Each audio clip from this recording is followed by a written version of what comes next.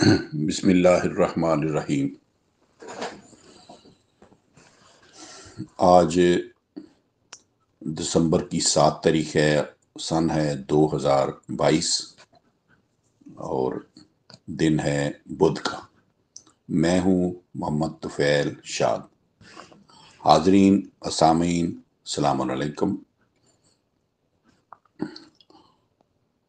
تو سورہ اعراف جو کہ قرآن کریم کی 7ویں سورت ہے، آج اس کا 7واں حصہ ہے۔ آج کے درس میں ہم بقیہ نفس امارہ کی پہلی فریب کاری اس کو بیان کریں گے، اور پھر آخر میں اگر ٹائم بچا تو پھر پوری نوع انسانی کے لیے اس عنوان کے ابتدا میں بھی اور انتہا میں بھی مساوی حقوق انسانی کا اعلان۔ یہ دو چیزیں ہیں۔ پچھلے درس میں آج کے درس کے رابطے کے لیے آخری حصہ میں بیان کر دیتا ہوں تاکہ ہمارا تسلسل جو ہے ذہن کا وہ قائم رہے۔ تو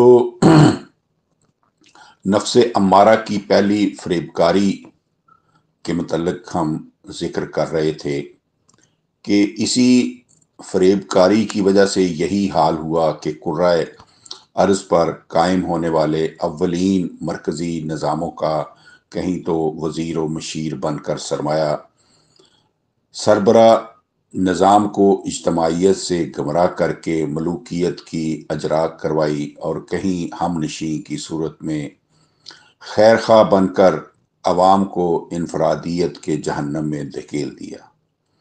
تو یہ ہم بیان کر رہے ہیں نفس امارہ کی پہلی فریب کاری، جس کا نتیجہ یہ ہوا کہ سربراہ و عوام دونوں نے انفرادی فخر و انکار کے شجر ممنوعہ کا مزہ چکھ لیا۔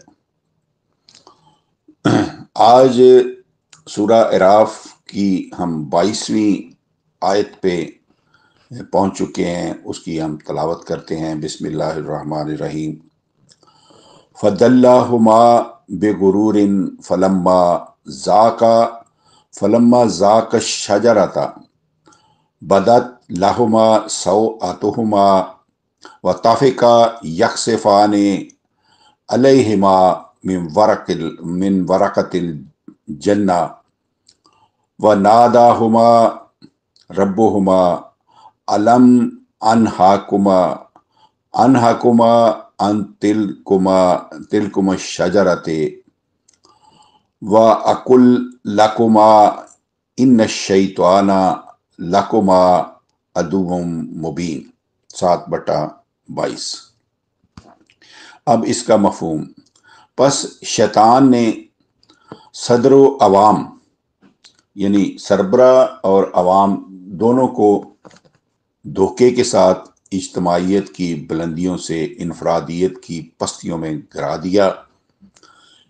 پھر جب دونوں نے انفرادی فخر و انکار کے شجر ممنوعہ کا مزہ چکھا تو ان دونوں کی برائیاں ایک دوسرے پر ظاہر ہو گئیں۔ اس پر انہوں نے پھر سے اجتماعیت کے جنتی قانون کو اپنے اوپر لاگو کرنا شروع کیا، تو اس طرح پھر معاشرہ جنت بدوش ہو گیا۔ ان کے پروردگار نے اپنے انبیاء کی معرفت ان سے کہا، کیا میں نے تمہیں اس تکبر و انکار کے شجر ممنوعہ سے منع نہیں کیا تھا؟ اور کیا نہیں کہا تھا کہ شیطان تمہارا ظاہر دشمن ہے؟ سامعین کرام، اس میں کچھ پوائنٹ ہیں، تشریح طلب ہیں، وہ اس کا ہم ابھی ذکر کرتے ہیں۔ یہ کچھ 7 کے قریب ہیں۔ اس میں پہلا نقطہ ہے فَدَلَّاهُمَا۔ اس میں دال لام کے اوپر شد ہے، دلہ کا لفظی معنی ہے نیچے لٹکا دیا۔ پس مفہوم یہ ہوا کہ شیطان نے دونوں کو نیچے لٹکا دیا تھا۔ یہ الفاظ بطور مجاز آئے ہیں، اور مفہوم یہ ہے کہ شیطان نے انہیں اجتماعیت کی بلندیوں سے انفرادیت کی پستیوں میں گرایا۔ دوسرا نقطہ اس میں ہے ذاقہ۔ یہ تثنیہ کا صیغہ آیا ہے۔ ذاقہ کا لفظی معنی یہ ہے کہ ان دونوں نے مزہ چکھا۔ مزہ چکھنے کا محاورہ اس عمل کے نتیجے کے لیے بولا جاتا ہے جس میں عمل کی بدولت عمل کرنے والے کو انتہائی ذلیل ہونا پڑے۔ چنانچہ انفرادیت کے طبقاتی نظام میں ہر طرف قانون شکنی کا دورہ ہوتا ہے۔ صدر ہو یا عوام کے داخلی طبقات، سب کا باہمی اعتماد اٹھ جاتا ہے۔ حکومت عوام پر بڑے بڑے ٹیکس لگاتی ہے، مگر عوام قسم قسم کے حربوں کے ذریعے ان کی ادائیگی سے پہلو تہی کرتے چلے جاتے ہیں۔ خود عوام کا عوام پر اعتماد نہیں رہتا، کیونکہ انفرادی نظام میں ہر شخص حوث زر کے متحد ہر آن جھوٹ، فریب، رشوت، ملاوٹ، چور بازاری وغیرہ کے تمام حربے استعمال کرتا چلا جاتا ہے۔ تیسرا نقطہ اس میں ہے بدت لہما سوآتہما سے مراد یہ ہے کہ سربراہ و عوام، خاص و عوام کے خود غرضانہ خصائص کو اجتماعی نظام میں سر اٹھانے کا موقع نہیں ملتا۔ یہ اس لیے کہ ہر شخص کو اس کی ضروریات زندگی بر وقت اور حسب ضرورت ملتی چلی جا رہی ہوتی ہیں، لیکن انفرادی نظام میں یہ ایک طرف تو بے وسیلہ افراد ضروریات زندگی سے محروم ہو جاتے ہیں، اس لیے وہ حصول ضروریات کے لیے ناجائز طریقے استعمال کرنے پر مجبور ہو جاتے ہیں۔ دوسری طرف وسائل والے لوگ وسائل کے ذریعے زیادہ سے زیادہ دولت سمیٹنے کے لیے ہر جائز و ناجائز حربہ استعمال کرتے چلے جاتے ہیں۔ اس طرح اس ہمام میں سب ننگے ہو جاتے ہیں۔ کتب روایات نے بدت لہما سوآتہما کے چیستانی تصور پیدا کیا ہے کہ حضرت آدم و حوا جنت میں شجر ممنوعہ گندم، انگور یا لہسن کھا لینے کی بدولت دونوں ننگے ہو گئے، اور ایک دوسرے کی شرم گاہیں ان پر ظاہر ہو گئیں۔ معاذ اللہ، معاذ اللہ، استغفر اللہ۔ کتب روایات نے ان چیستانیات کو 11/61، 20/55، 53/32 اور 71/17-18 کے خلاف اس مقام سے شروع کیا ہے کہ اللہ تعالیٰ نے حضرت آدم کا بت بنا کر اس کی پسلی سے اس کی بیوی نکالی اور انہیں جنت میں رہنے کا حکم دیا، مگر متنبہ کر دیا کہ جنت میں جہاں سے چاہو کھاؤ، مگر اس درخت کے نزدیک نہ جانا۔ وہ درخت کیا تھا؟ روایتی تفاسیر میں درج ہے کہ وہ گندم کا درخت تھا یا انگور کا یا لہسن کا درخت تھا، لیکن ہوا یہ کہ دونوں میاں بیوی باز نہ آئے اور اس ممنوع درخت کو چکھ لیا۔ پھر کیا ہوا؟ دونوں میاں بیوی ننگے ہو گئے اور ان کا لباس اتر گیا۔ معاذ اللہ، استغفر اللہ۔ شجر کا معنی صرف درخت ہی نہیں بلکہ اس کا معنی جھگڑا اور تنازع بھی ہے۔ آیت زیر بحث میں حاذہ شجرۃ و تلکما الشجرۃ، کوئی درخت ہرگز مراد نہیں، بلکہ یہاں انفرادی نظام کو جو باہمی جھگڑوں کا تنازعوں کا سرچشمہ ہے الشجرہ کہا گیا ہے، اور اسی کی قربت سے منع کیا گیا ہے۔ نیز شجر ممنوعہ کی تعریف کی گئی ہے ابا واستکبرا کے الفاظ میں، یعنی قوانین الہی کا انکار اور فخر و تکبر، جس سے الشجرہ یعنی جھگڑے اور تنازع جنم لیتے ہیں۔ ابتدائی معاشرے اجتماعیت کی اساس پر قائم ہوئے، مگر شیطان ابلیس مجسم انسانوں کے ورگلانے پر جب انفرادیت رائج ہوئی تو صدر و عوام اور خاص و عوام سب کی مضمر پوشیدہ برائیاں کھل کر عیاں ہو گئیں۔ واضح رہے سامعین کرام کہ آیت مجیدہ کے ان الفاظ میں اس امر کی وضاحت موجود ہے کہ انفرادی نظام میں جھوٹ، فریب، رشوت، ملاوٹ، چور بازاری وغیرہ جرائم کا متعدی امراض کی طرح پھوٹ پڑنا اور ایک لازمی امر ہے، لیکن اجتماعی نظام میں یہ جرائم از خود دم توڑ دیتے اور خود بخود ختم ہو جاتے ہیں۔ چوتھا نقطہ اس میں وَالطَّافِقَ یخصفان علیہ من ورق الجنہ، اس سے کتب روایات نے یہ تصور دیا ہے کہ جب حضرت آدم اور حوا جنت میں ننگے ہو گئے تو بھرنگی کو ڈھانپنے کے لیے اپنی اپنی شرمگاہوں پر جنت کے درختوں کے پتے جوڑنے شروع کیے۔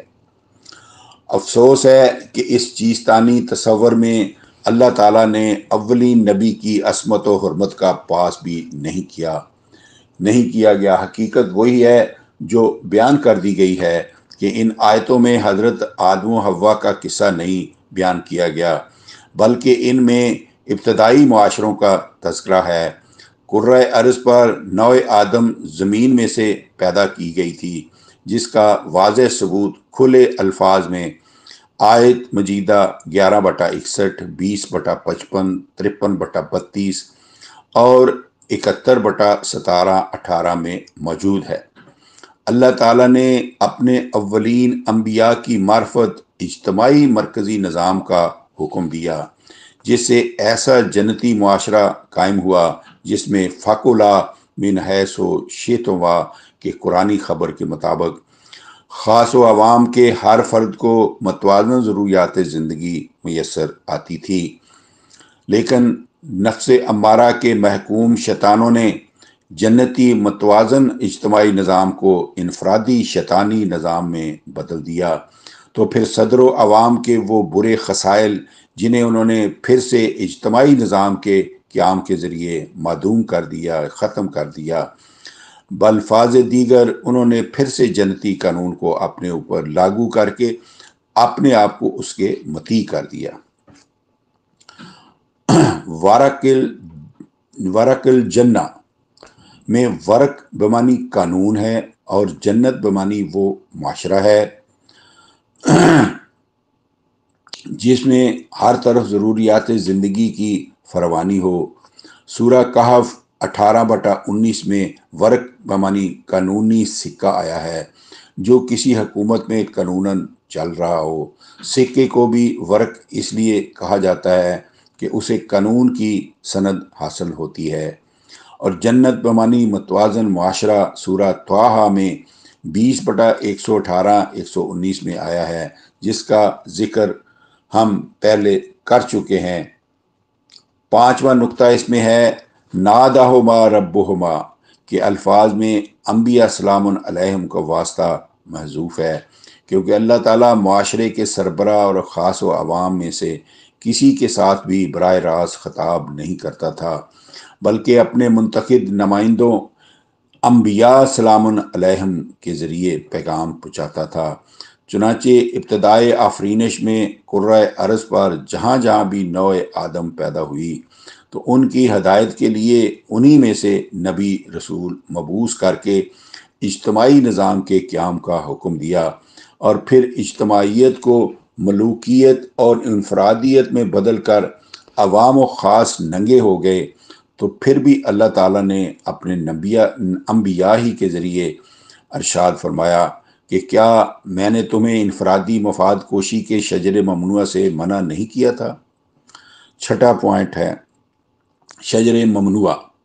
اس کے متعلق پیچھے کھل کر وضاحت کر دی گئی ہے کہ نہ یہ گندم کا درخت ہے، نہ انگور کا، لہسن کا، بلکہ یہ ملعون انفرادی نظام ہے جس میں افراد معاشرہ کی ضروریات زندگی کی ضمانت ریاستی نظام کے ذمہ نہیں ہوتی، اور اس طرح انفرادی مفاد کے ٹکراؤ سے قدم قدم پر جھگڑے، تنازع، اشجار پیدا ہوتے چلے جاتے ہیں، سب ایک دوسرے کے دشمن ہو جاتے ہیں، اور ہر طرف بعضکم ببعض عدو 2/36 7/24 کا منظر پیدا ہو جاتا ہے کہ اس میں بعض تمہارے بعض کے دشمن ہو جاتے ہیں۔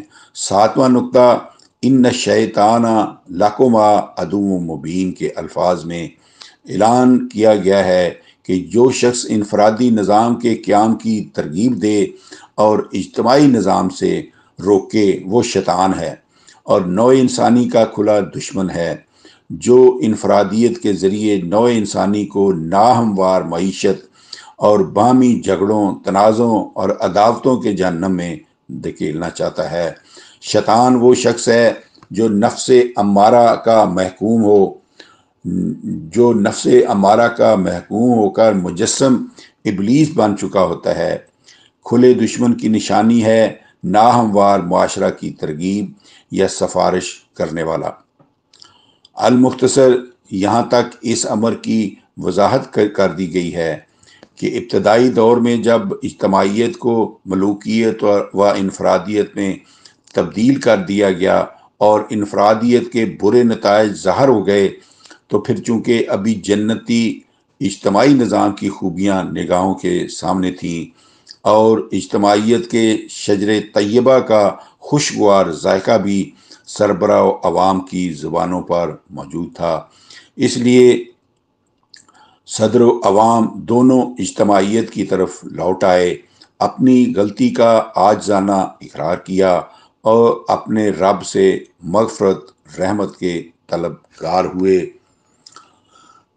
اس سلسلے میں 7/23 میں قرآن کریم میں آیا بسم اللہ الرحمن الرحیم، قالا ربنا ظلمنا انفسنا وَإِن لَّمْ تَغْفِرْ لَنَا وَتَرْحَمْنَا لَنَكُونَ مِنَ الْخَاسِرِينَ۔ صدر و عوام سب نے کہا، اے ہمارے رب، اے ہمارے پروردگار، ہم نے اجتماعیت کی بجائے انفرادیت اختیار کر کے اپنی جانوں پر ظلم کیا۔ اگر تو ہمیں بچاؤ عطا فرمائے اور ہم پر رحمت نہ کرے تو ہم نقصان اٹھانے والوں میں سے ہو جائیں گے۔ اس سے اگلی آیت مجیدہ میں پھر پچھلے مضمون کو تکراری تاکید کے طور پر مختصراً دہرا کر بتایا گیا ہے کہ تم اجتماعیت کو چھوڑ کر ایک دوسرے کے دشمن ہو گئے ہو، تم سب انفرادیت میں سے نکلو اور نیزیں نشین کر لو، زمین میں تم خاص و عوام کا رہائش و ضروریات زندگی کا مساوی حق ہے۔ اس سلسلے میں 7/24 میں اللہ تعالیٰ فرماتا ہے کا لہبتو بعضکم لبعض عدو ولکم فی الارض مستقر و متاع الی حین۔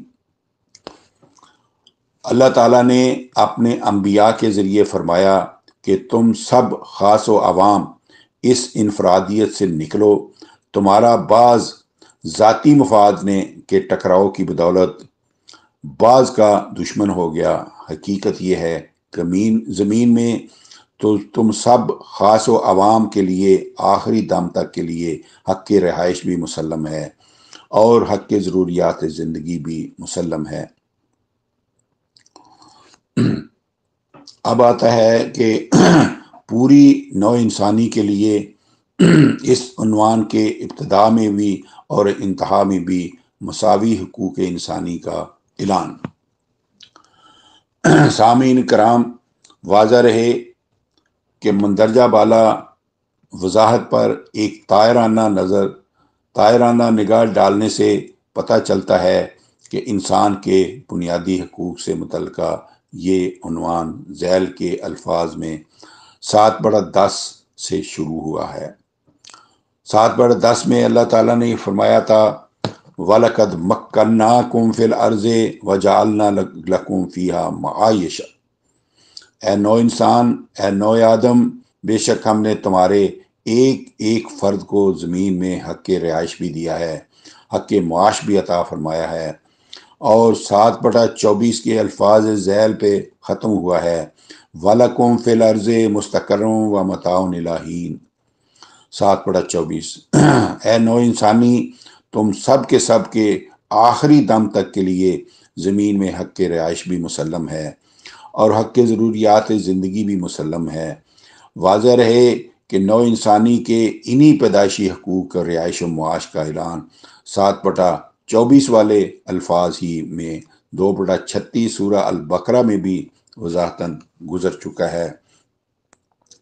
بس سورہ البقرہ اور سورہ اعراف میں عنوان بالا سے متعلقہ الفاظ کی یکسانیت سے پوری طرح کھل کر ثابت ہو چکا ہے کہ سورہ اعراف کی آیت بالا میں سورہ بقرہ ہی کے عنوان کو دہرایا گیا ہے، اور ان دونوں مقامات پر پوری نوع انسانی کے ایک ایک فرد کے متوازن اور مساوی حق کی رہائش اور معاش کا اعلان عام کر دیا گیا ہے، تاکہ سربراہ ریاست قرآن کریم کے اس تکراری اعلان کے مطابق کرۂ ارض کے ہر گوشے میں ایسا متوازن نظام قائم کرے جس میں ہر فرد ریاست کے رہائش و معاش کے بنیادی اور پیدائشی حقوق بالا کو قانوناً تسلیم کیا جائے، تاکہ کرۂ ارض سے بعض حکم لبعض عدوًا کا شیطانی رقص ختم ہو جائے۔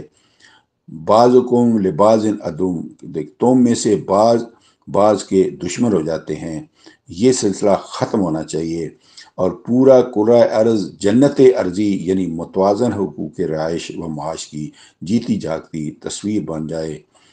تو آج کے درس میں اتنا ہی، تو انشاءاللہ آئندہ ہم اس سے آگے بیان کریں گے۔ تو آج کے درس میں بس اتنا ہی، وما علینا الا البلاغ، فی امان اللہ۔